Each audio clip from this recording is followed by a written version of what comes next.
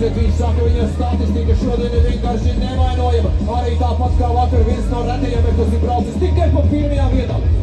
Ciemiņam labs starts. Jāskatās, kas notiek aizmugurē. Tur arī Kamberis ļoti cieši seko Ciemiņam. Viņš ir tuvākais un vienīgais sekotais, kas varētu vēl pacīnīties. Šķiet, kas no sportistiem kaut kur ir bišķi pazudas pulkojumā.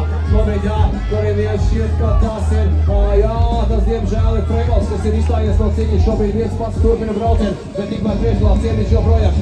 Kamberis, lai Kamberis spēs kaut ko pretī Ciemiņam, izskatās, ka tomēr laikam ne. Edvards Ciemiņš arī šeit pirmais Kamberis otrais. O, nē, 3.87 vispārējais. 3.87 uz trešajā vietā. Freimals tomēr trešajā vietā.